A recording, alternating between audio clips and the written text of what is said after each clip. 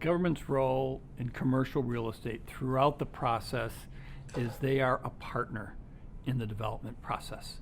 They're critically important throughout the entire process because they define how the built environment will be rolled out in front of us through master plans, neighborhood plans, zoning, code enforcement, among other things. So it's critically important to think of them in the real estate development as a partner in the process.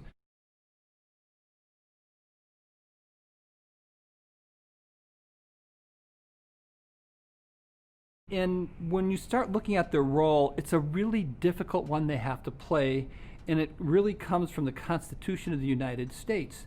And what they're tasked with is really looking at individuals' ability to quiet enjoyment of a site. If I own a piece of real estate, I deserve to have quiet enjoyment and use that as I see fit.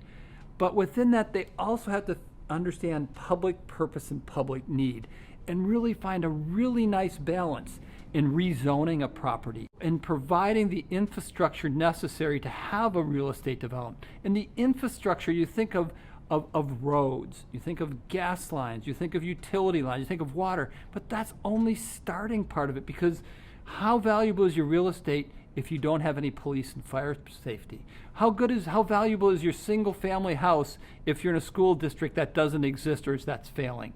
When we really start looking at the role of the municipal government in real estate development, it's critically important.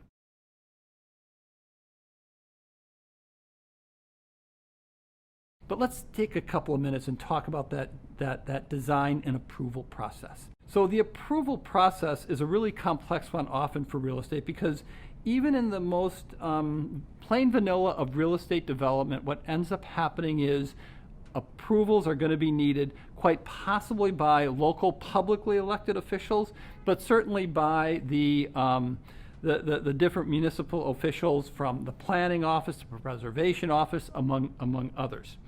And that approval process can take weeks, months, and even years to get through, especially if you're going to be changing the built environment around which your neighborhood is relying. So think of going from having a soccer field that the neighborhood used, and you were kind enough to provide it as a public service, and now you're going to turn it into apartments. All of a sudden, that was the community soccer field, and now it is somebody else's apartment. Even though you might have owned that land the whole time, the community starts to believe they own part of it. Or even a view easement in your backyard of a single family home. If you're going to change that in some way, people believe it should always look as it has. And so that is a really difficult part of your municipal official, because what's going to happen from a not in my backyard perspective is, I don't want new development in Silicon Valley.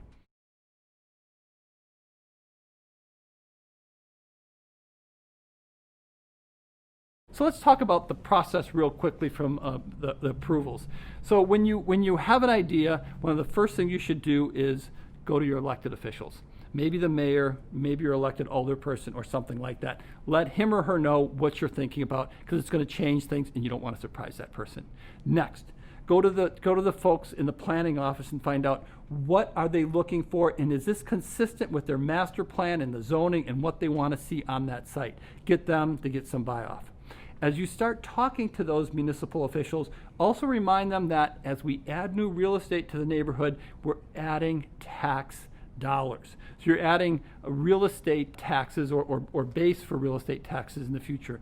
And then from there, once you have that, you really want to go out and start talking to all your neighbors about what you're doing and why you're doing it and how it will impact them.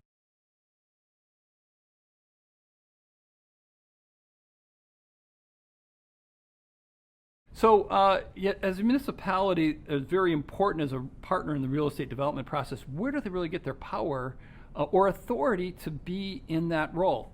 So much of the land use that we have in the United States is constitutionally based. And it's really important to understand that. It goes back to the U.S. Constitution. And when we start looking at the Constitution, it really is the Fifth Amendment of the Constitution that starts with a discussion around the quiet enjoyment of land, and how people should have the right to quietly enjoy land and enjoy land as they see fit. But they also recognize in that same Fifth Amendment is the importance of public purpose and the need for infrastructure, among other things. So it's that balance within the Fifth Amendment of quiet enjoyment and public need for roads and infrastructure that's so very important. We then can jump to the 10th Amendment that really gives the municipal government the right of police power around master plans, around neighborhood plans, around zoning and code enforcement to dictate what and how different parcels should be used within our built environment.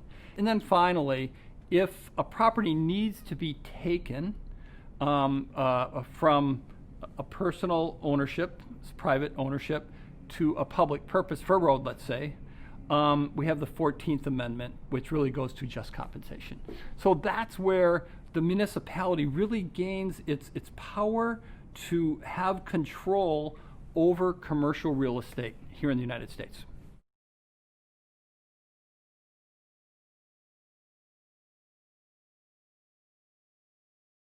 Through the Constitution, municipal governments have the right to take property. And it's right to take private property for public use when the public use supersedes that of a private use. So let's use several examples. The most common and easiest one is for roads. If we didn't have that, we couldn't have roads going through many areas of this country. Think of the interstate highway system. Secondly, when we start looking at it, think about parks. For the most part, we had some of the most beautiful parts of the United States was partially settled by individuals, and some of that land had to be taken back, and it was through our Park Service and others. A third one is to right blighted areas. So blighted areas, it's hard to redevelop an area when you have very disparate ownership of individual parcels of land. What you might need is someone to pull that together, and it's the municipality that can condemn that, so we can pull all those together to think about redeveloping an economically challenged portion of a city. The fourth area one is a little bit more controversial and based on fairly recent Supreme Court decisions, which is around the Kelo case, whereby we can really condemn land and actually provide that condemned land for what can be another private purpose.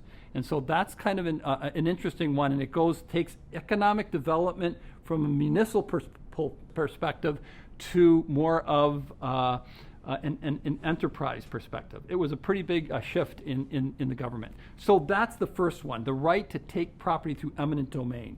The second one is the right to regulate land and really tell you what you can and cannot do on different parcels of land. And it generally starts and the biggest concept is a master plan. What do you want your city to look like? Where do you want your industrial? Where do you want your retail? How do you want it mixed together to the extent that's what you want? And then you got neighborhood plans that more narrowly look at how to develop certain areas and more prescriptively look at corridors, so to speak. The third level really comes down to zoning. Your property's zoned and you can do X, Y, and Z. And based on that zoning, you only can create so many income units. So if you can only put in, let's say, a 4-unit apartment complex, you only can get rent from 4 units. And if you can get it rezoned to what we call a higher level of zoning, maybe you can put 10 units or 20 units of apartments on there, provided that it's right for the community and the environment. So the last one is code enforcement, and it's enforcing the codes of the municipality. They might be fire code, they might be electrical code, it might be building code, it might be restaurant cleanliness codes. All those codes, depending upon how they're implemented, can make it very difficult or easy to develop in a particular area.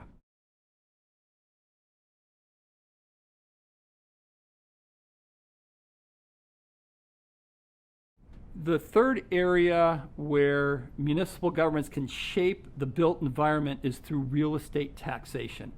And recall that they are a partner in our deals, and here's how they're a partner. If you go to your income pro forma, you've got your rent, but then you've got your expenses. What's your biggest expense? Real estate taxes. And if you start increasing that real estate tax, it's reducing the amount of income coming to your particular development. And in that way, they're a clear partner in your real estate development. But additionally, they have other ways of excising taxes as well.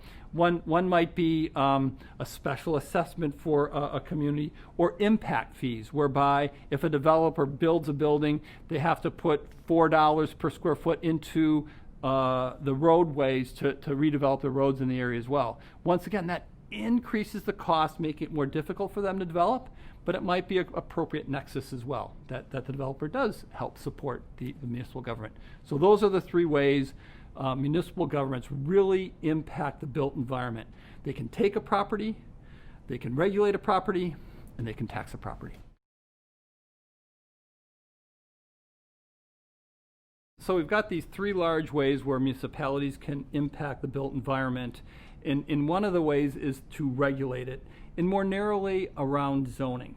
And zoning is critically important to direct what we can actually put on a site. So let's talk about several of the things that are in the zoning laws that limit what we can do with a site. So first off, there's a use clause. So a use clause might be you can use it for residential, you can use it for commercial, you can use it for educational purposes, but they could limit it by the type of use you want to put on that property. Secondly is density. And density is usually expressed in what they call a floor area ratio. So how many floors can you build of real estate per each square foot of land that you're building on? So a higher floor area ratio means you can build higher up in an area. A good example is New York City. Some of the highest zoning is an 18 floor area ratio, which means you can only build to 18 stories. But if you're only using half the site, you can probably then build to 36 stories. But they also have what they call transferable development rights. So if there's some rights on a church next door, you can transfer some of those and put them on your site as well. So the idea here is that you can build more densely on a property. A third one, setbacks. You want to have a fairly consistent setback when you look down a street, residential street, commercial street, the same. You also want to make sure there's enough air and light getting in on the alleyways between you and your neighboring uses. So once again, you're going to have setbacks to the street, setbacks from the back, as well as maybe the side of your lots, especially when it comes to single family development. Fourth is green space. It's becoming more and more important as we want to have a green, sustainable built environment. And so the green space might be out on the first floor, but it might be out on the rooftop. And we're finding that rooftops can be a great place for green space and for people to live, work, and play as well.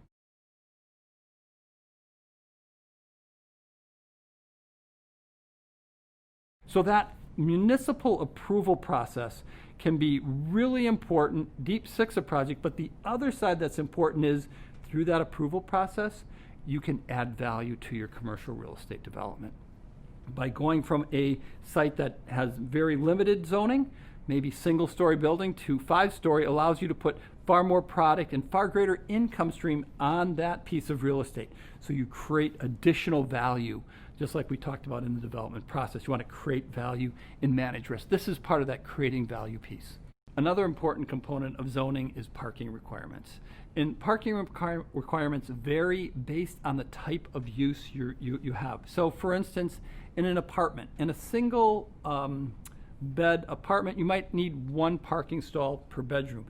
And if it's a 2-bedroom, you might need one parking stall for the first bedroom and a half for the second. Some sort of ratio like that. When it comes to office space users, for each 1,000 square feet of office space, they might require 3 to 4 parking stalls for that space to accommodate the workers that come in. When you start looking at retail, that's even more parking intensive. So for each 1,000 square feet of retail, you might require 4 or 5 parking stalls per 1,000 square feet. So parking can really add a lot to the cost of a project, but markets should also define that. While it can be defined from a municipality point of view, the markets will say you need to have parking for the apartments, for the retail, and the office.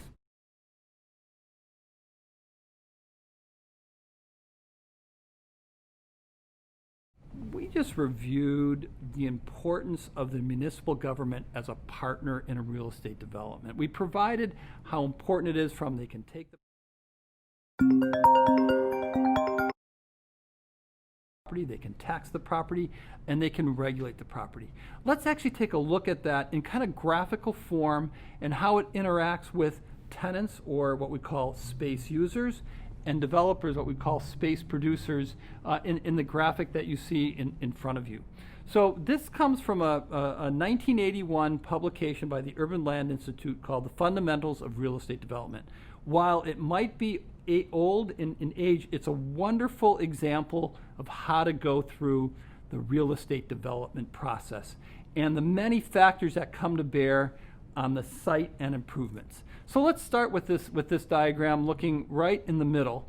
And what we have there is the site and improvement. So what we have is all these things going on around it are impacting the site improvements. So let's start on the very top. There's no purpose to have a site and improvements without having a tenant in place or a market in mind to lease that space to. So when we start looking at the space consumer groups, developers are quite accustomed to developing for the current user. Who's going to use this space first? But they need to be thinking about the future user, and part of the ethics in commercial real estate comes into the collective user. So when we develop this building or this neighborhood, it's changing everything, maybe forever, but certainly for decades. And so the collective user is anybody who interacts with this site, be it walking by, coming in to shop, or even in a photo of the skyline. It's really impacting things. So this collective user goes beyond and brings in the community as part of the important piece of commercial real estate development from the space user's perspective. So that's the top piece. So that's that space user. It's current, it's future, and it's the community around that. Let's go now down to the lower right, and it's a space producer. Who is a space producer? Well, it's a developer, right? But what does a developer need? A developer needs capital. We've talked about that. It's capital intensive. They need debt and equity to get it done, but they also have construction costs. How do all those things come together to create a site and improvement that people want to lease? And then from there, the municipal government. Let's talk about that for a second. And when we start looking at the municipal government, certainly they provide us services. Think about the value of your real estate if you don't have a road to get there. It's a problem. Think about the value of your real estate if you don't have electrical, if you don't have water, if you don't have natural gas coming to your site, or sewage. Again, a problem. Or the approval to maybe put in a rural septic system. You can't do anything with that land. So first off, when we start looking at utilities, that's a really important piece. But what could be even more important than those things is how valuable is your land if you don't have police and fire to provide a secure environment? How important is the value of your single family property if you don't have good schools for the kids to go to? These are all things that are funded and supported by the municipal government. When we look at real estate taxes, is what they collect. The primary use of real estate taxes, first and foremost, schools. Secondly, safety, health safety. So it would be police and fire. And third, it really is roads. Those are important things to what the municipality provides. If you don't have it, you don't have a viable site and improvement to work from. So those are the three pieces in here, and you'll note that this triangle is an equilateral triangle. So we want them to be each in equal parts, because if one goes away, we're not successful. So for instance, let's say you go in, a municipality goes into bankruptcy, and that has happened, and they don't pick up the trash, or they don't have fire and police protection. What do you have for value? First off, you're not going to get a tenant, and you're not going to get new development, right? So that's a problem. So we have each one of these things. You can see some of the interactions between them on these lines, but each one of those clearly and directly impact the site and improvements. Let's talk about the three big kind of half circles we see in here as well, because they're critically important, and these things can distort real estate development in many communities. So let's start with the social system. In many communities, there's a desire to have far more low-income and workforce housing and any housing proposals in a downtown urban environment. That's a great idea. We need to have a place where people can live, work, and play, or where we can have the butcher, the baker, and the investment banker all living together in some way. But it's not so easy.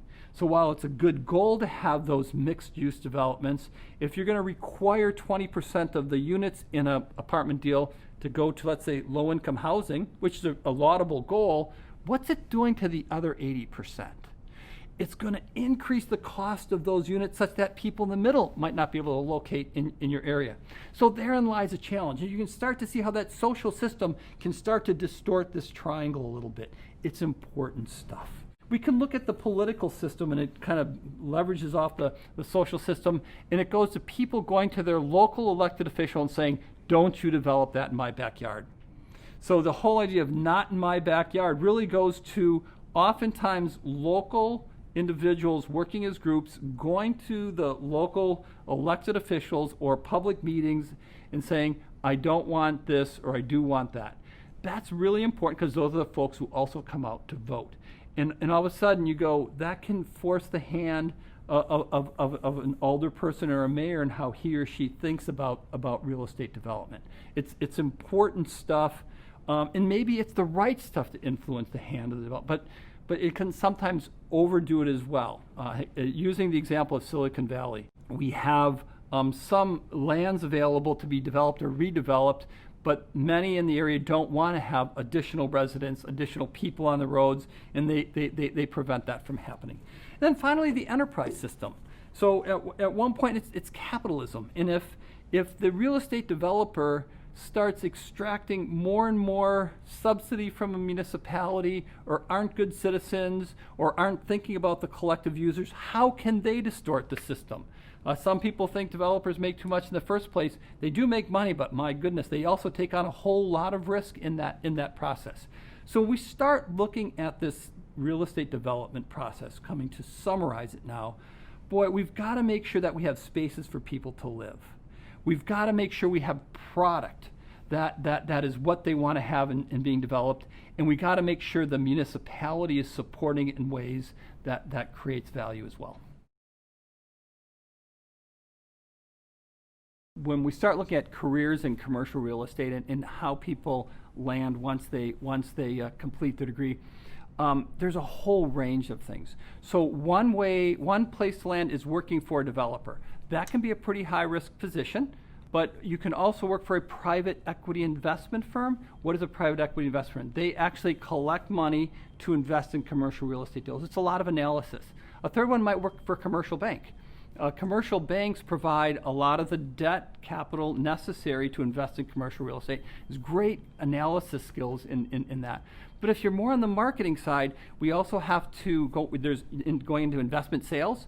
So when you're done with a project, how do you market it? Or how do you lease it up? So those are some skills that you could use as well. So really, there's a whole range of more technical areas of commercial real estate and less so. But overall, when we start looking at investment in commercial real estate, there's going to be an underwriting and an analysis piece to commercial real estate.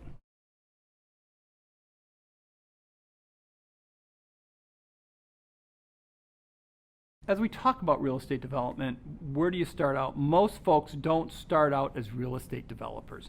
They start out as a real estate lender or maybe a broker, where they start to understand what is the capital stack, or how do you put that investment together, or how do you get tenants for that building.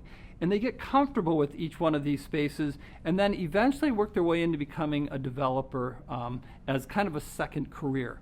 It ends up being a very risky career because you can make it or break it, but what I think really pushes a lot of these folks is, first off, they're entrepreneurial. Every deal is a new deal. Every deal is changing the built environment. It's changing the world in which we live. And so there's a tremendous amount of excitement around that and a tremendous amount of risk. And oftentimes you have to put your entire net worth up as collateral as a developer. So it takes a developer who's willing to take that risk, be entrepreneurial, but also manage that risk. Otherwise, they don't make it through the next economic downturn.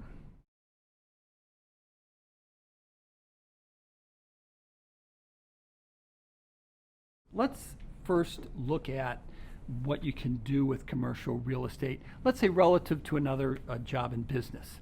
So when you start looking at a career in finance, you look at financial assets, and if you look at a financial asset and how they're traded on the New York Stock Exchange, for instance, those are very efficient markets, and you can't beat the markets. There's a whole set of academic literature that says you can't beat the markets unless you have insider information.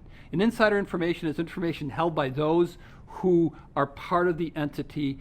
And at one point, as you might recall, individuals who use insider information and trade on insider information, they get put in jail. It's illegal.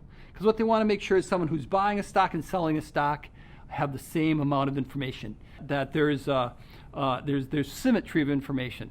Now let's look at commercial real estate. What do we have with commercial real estate? Different from how stocks trade, real estate is very different. So if I'm selling you my parcel of land, I'm going to know a lot about that land that you don't know. We start out by having asymmetries of information, and therefore I have insider information on this that you don't have. And so real estate actually trades on insider information, and that is the essence of the deal. And so that information is critically important, and through that, you can make better investments than the next person if you understand how the markets work. Different from finance, where you can't do better. When it comes to a broader sense of what you'd want to get from real estate, in a sense of fulfillment, you're dealing and working with the built environment, with tangible physical assets that you can go out and touch, feel, and it changes people's lives every single day. Think about how you interact with somebody and how it would be better if you didn't have that wall here or didn't have that development over there. It's critically important to how we live our lives, the built environment. And it feels good to go up and say, I was part of that development right over there. It's truly meaningful and heartfelt by those who are part of the commercial real estate industry. So that gives you something that's really quite different from most other careers when you start looking at commercial real estate.